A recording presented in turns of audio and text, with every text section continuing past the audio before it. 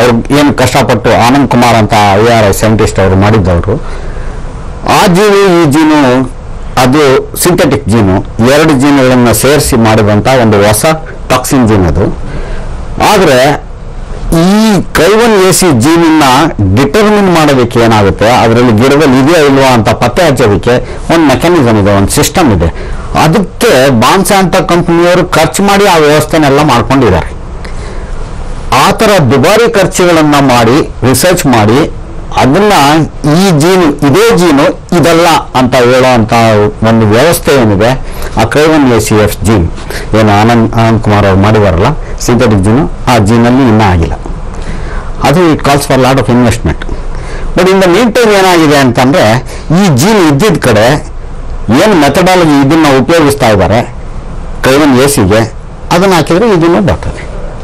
So ಇಂಥ ಒಂದು ಸಂದರ್ಭದಲ್ಲಿ ನಮಗೆ ಸುಲಭವಾಗಿ ಈ ಜೀನಲ್ಲಿ ಕೆಲಸ ಮಾಡ್ತಾ ಇರ್ಬೇಕಾ, ಒಂದು ಜೀನ್ ಬೀನ್ನಲ್ಲಿ ಕೆಲಸ ಮಾಡ್ತಾ ಇದ್ದೀನಿ, ಆದರೆ ಆ ಜೀನ್ ಬೀನ್ ಇದೆಯೋ ಇಲ್ಲೋ ಅಂತ ಹೇಳೋದಕ್ಕೆ ಒಂದು ವಿಧಾನ ಇದೆ. ಇನ್ನೊಂದು ಜೀನ್ ಏನನ್ನ ಉಪಯೋಗಿಸಿ ಮಾಡ್ತಕ್ಕಂಥ ಪ್ರೋಟೀನ್ ಇದೆಯೋ ಇಲ್ವೋ ಅಂತ ಪತ್ತೆ ಮಾಡೋ ಅಂಥದ್ದು ನಾನು ಆ ಸಿಸ್ಟಮನ್ನು ಅಡಾಪ್ಟ್ ಮಾಡ್ತೀನಿ. ಅವಾಗ ಏನಾದ್ರೆ ಈಗ ಅದ್ರಿಗೆ ಮಿಕ್ಸಪ್ ಆಗುವಂಥ ಒಂದು ಅವಕಾಶ. ಆದರೆ ಈಗ ಅಲ್ಲಿಂದ ಜೀನನ್ನು ಪಡ್ಕೊಂಡು ನಾವು ವಿಜ್ಞಾನಿಗಳು ಮಾಡ್ತಕ್ಕಂಥ ರಿಸರ್ಚ್ ಏನಿರುತ್ತೆ ಓಕೆ. ಈಗ ನಾನಾಗಲೇ ಹೇಳಿದೆ, ಇಡೀ ಪ್ರಪಂಚದಲ್ಲಿ ಅನೇಕ ಕಂಪನಿಗಳು, ದೊಡ್ಡ ದೊಡ್ಡ ಮಲ್ಟಿನ್ಯಾಷನಲ್ ಕಂಪನಿಗಳು ಮಾನ್ಸಾಂಟೋ ಜೊತೆ ಟೈಅಪ್ ಮಾಡ್ಕೊಂಡು ಈ ಜೀನನ್ನು ತಗೋತಾ ಇದ್ದಾರೆ. ಅವ್ರಿಗೆ ಇನ್ವೆಸ್ಟ್ಮೆಂಟ್ ಮಾಡಿ ಇನ್ನೊಂದು ಹೊಸ ಜೀನನ್ನು ಮಾಡೋದಕ್ಕೆ ತಾಕತ್ತಿರಲಿಲ್ವಾ? ಯಾಕೆ ಅಂದರೆ it is not an easy job. ಸರ್ಕಾರಿ ಸಂಸ್ಥೆಗಳಲ್ಲಿ ಏನಾಗ್ತಾ ಇದೆ ಅಂದರೆ, ಸರ್ಕಾರ ಸೋಷಿಯಲಿಸ್ಟ್ ಕಂಟ್ರಿ ನಮ್ಮದು ಒಂಥರ, ನಾವೇನು ಮಾಡ್ತೀವಿ, ಇಷ್ಟು ಅಮೌಂಟ್ ಅಂತ ಒಂದು ರಿಸರ್ಚ್ಗೆ ಅಂತ ಇಟ್ಟ ಮೇಲೆ ನೋಡಿ, ಅವ್ರು ಒಂದೇ ಇಷ್ಟು ಜನ 100 ಜನ ಸೈಂಟಿಸ್ಟ್ ವರ್ಕ್ ಮಾಡ್ತಾ ಇದ್ರು. ಆನಂದ್ ಕುಮಾರ್ ಅವರೊಬ್ಬರೇ ಅವ್ರಿಗೆ ನಮ್ದು ಜೀನು ಅಂತ ಹೇಳ್ಕೊಳೋ ಅಷ್ಟು ಮಟ್ಟಿಗೆ ಏನೋ ಒಂದು ಜೀನು ಅಂತ ಮಾಡಿಟ್ಟಿದ್ದಾರೆ. ಅದ್ರ ಎಫಿಕಸಿ ಇದು ಸೆಕೆಂಡ್ರಿ ಇಶ್ಯೂ. ಸೊ ಅಟ್ಲೀಸ್ಟ್ ಅವ್ರಿಗೂ ಅಂತ ಒಂದು ಜೀನ್ ಮಾಡೋ ಅಷ್ಟೊತ್ತಿಗೆ ಇಡೀ ದೇಶ ಸುಸ್ತಾಗಿದೆ. ಯಾಕೆ ಅಂತಂದ್ರೆ, ಇವರು ದುಡ್ಡನ್ನ ಸರ್ಕಾರ ಏನ್ ಮಾಡ್ತಾ ಇದೆ, ಡಿಸ್ಟ್ರಿಬ್ಯೂಟ್ ಮಾಡ್ತಾ ಇದೆ. ಅನೇಕ ಸಂಘ ಸಂಸ್ಥೆಗಳನ್ನ ಮೇಂಟೈನ್ ಮಾಡುವಂತ ಒಂದು ಪ್ರೆಷರ್ ಇರುತ್ತೆ. ಓಕೆ ಕುಮಾರ್ ಅವರೇ, ಬಹುಶಃ ಹಾಗಾದ್ರೆ ನಾವೀಗ ಏನ್ ಮಾಡಬೇಕಿದೆ, ಕೊನೆಯದಾಗಿ ಏನ್ ಹೇಳ್ತೀರಿ ಈ ಇದರಲ್ಲಿ?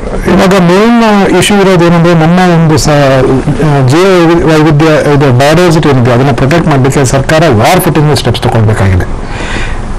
ಲೂಟಿಂಗ್ ಆಗ್ತಾ ಇದೆ, corporates are looting our bio resources. ಅದಕ್ಕೆ ಬೇರೆ ಮಾತೇ ಇಲ್ಲ.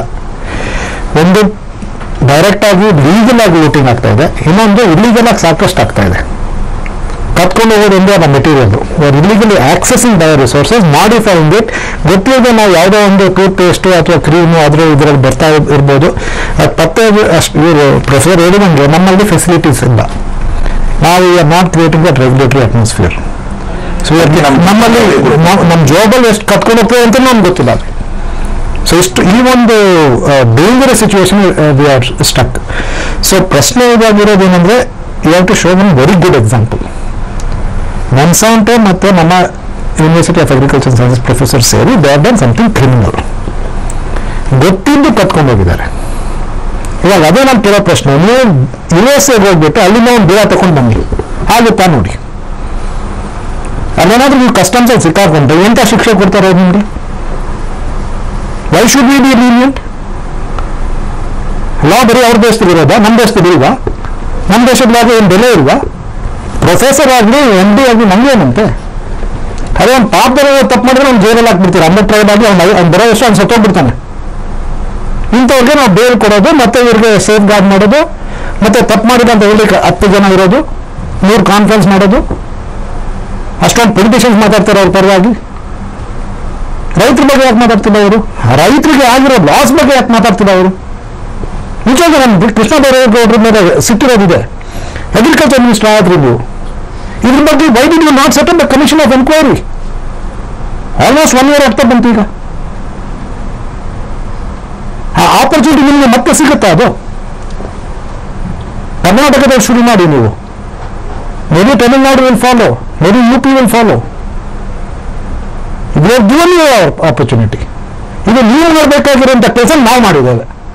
ನಮಗೆ 1 ಪೈಸೆ ಕೊಡೋದು ಬೇಡ. ನೀವು ಆ ಖರ್ಚು ನಾವು ಎಷ್ಟೋ ಮಾಡಿರ್ತೇವೆ, but at least fix the system ಅಲ್ವಾ? ಖಂಡಿತ.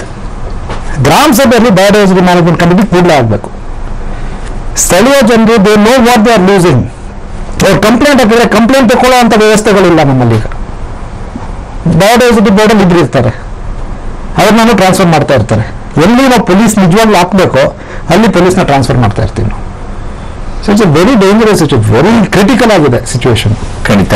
ಧನ್ಯವಾದ ಲಿಯೋ ಸುಲ್ತಾನ್ ಅವರೇ, ಇಷ್ಟೊತ್ತು ಈ ಕಾರ್ಯಕ್ರಮ ನಿರ್ವಹಿಸಿ. ಹಾಗೆ ಡಾಕ್ಟರ್ ಕುಮಾರ್ ಅವರೇ ಧನ್ಯವಾದ. ರಘು ಅವರೇ ತಮಗೂ ಕೂಡ ಧನ್ಯವಾದ. ಹಾಗೆಯೇ ಕೃಷ್ಣ ಪ್ರಸಾದ್ ಅವರೇ, ಪ್ರಕಾಶ್ ಭಟ್ ಅವರೇ ಕ್ಷಮಿಸಿ, ಸಮಯದ ಅಭಾವದಿಂದಾಗಿ ನಿಮ್ಮನ್ನ ಮಾತಾಡ್ಸೋಕೆ ಸಾಧ್ಯ ಆಗಿಲ್ಲ. ಧನ್ಯವಾದ ತಮಗಿಬ್ಬರಿಗೂ ಕೂಡ.